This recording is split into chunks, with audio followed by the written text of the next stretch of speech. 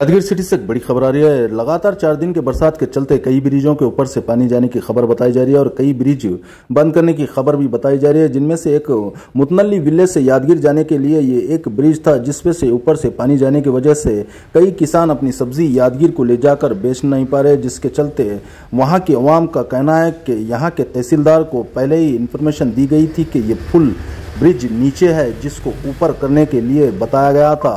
तहसीलदार ने अभी तक कोई एक्शन नहीं लिया, जिसमें से आज किसानों को बहुत तकलीफों का सामना करना पड़ रहा है। बताया जा रहा है कि ये ब्रिज एक ही ब्रिज है जो मुतनल्ली से यादगीर जाने के लिए एक ब्रिज के ऊपर से तमाम किसान जाने की खबर बताई जा रही है, जिसमें से 70% लगातार 4 दिन के बरसात के चलते 70% फसल किसानों की बर्बाद होने की खबर भी बताई जा रही है। मजीद मालूमात के लिए देखते रहे news time Karnataka and Gulbarga 24/7। ये वीडियो हमारा फेसबुक पर देख रहे हैं तो पेज को फॉलो करना ना भूलें, अगर यूट्यूब पर देख रहे हैं तो चैनल को सब्सक्राइब करना ना भूलें। जय कर्नाटका।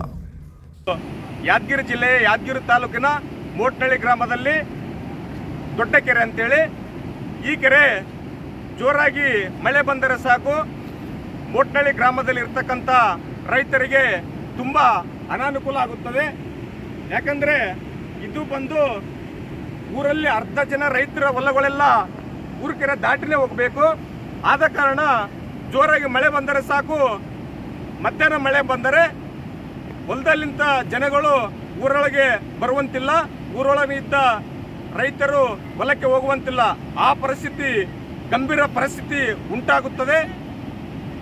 ಹೊಲದಲ್ಲಿ ಇರತಕ್ಕಂತ ರೈತರು ಮಳೆ ಬಂದರೆ ಈ ತರ ನೀರು ಹರಿದಾಡಿದರೆ ಅವರು 5 ಕಿಲೋಮೀಟರ್ ಸುತ್ತ ಹಾಕಿಕೊಂಡು ಹೊಸಳ್ಳಿ ಮೇಲೆ ಊರಿಗೆ ಬರುವಂತ ಪರಿಸ್ಥಿತಿ ನಮ್ಮ ಮೋಟ್ನಳ್ಳಿಯ ರೈತರದು। ಆದ ಕಾರಣ ಇದು ಒಂದು ಸೇತುವೆ ಮಾಡಬೇಕಂತೇಳಿ ಸಚಿವರಿಗೆ ಹಾಗೂ ಶಾಸಕರಿಗೆ ಹಾಗೂ ಸಂಬಂಧಪಟ್ಟ ಅಧಿಕಾರಿಗಳಿಗೂ ಕೂಡ ಗಮನಕ್ಕೆ ತಂದಿದ್ದೀವಿ, ಆದರೆ ಅವರು ಯಾವುದೇ ರೀತಿಯಿಂದ ಕ್ರಮ ಕೈಗೊಂಡಿಲ್ಲ। ಈಗ ಒಂದು ವಾರದಿಂದ ಧಾರಾಕಾರ ಮಳೆ ಸುರಿಯುವುದರಿಂದ ಇದಕ್ಕೆ ಉಂಟಾಯ್ತದ್ದು ಏನಂತಂದ್ರೆ ರೈತರು ಹೊಲಕ್ಕೆ ಹೋಗಂಗೇ ಇಲ್ಲ, ಅವರ ಜಮೀನು ಎಂತದಂತ ನೋಡಂಗೇ ಇಲ್ಲ, ಆ ಪರಿಸ್ಥಿತಿ ಉಂಟಾಗಿದೆ।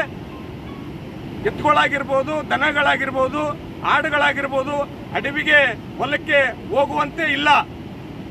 ಈ ನೀರಿನಿಂದ ತುಂಬಾ ಅನಾನುಕೂಲ ಆಗುತ್ತಾ ಇದೆ ರೈತರಿಗೆ।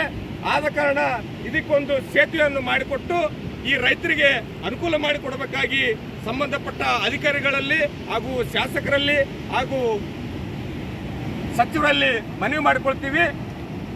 ಇದರ ಬಗ್ಗೆ ಬೇಗನೆ ಅತಿ ಬೇಗನೆ ಕ್ರಮವನ್ನು ಕೈಗೊಂಡು ಇದಕ್ಕೊಂದು ರೈತರಿಗೆ ಅನುಕೂಲ ಮಾಡಿಕೊಡಬೇಕಾಗಿ ತಮ್ಮಲ್ಲಿ ಮನವಿ ಮಾಡಿಕೊಳ್ತೀವಿ।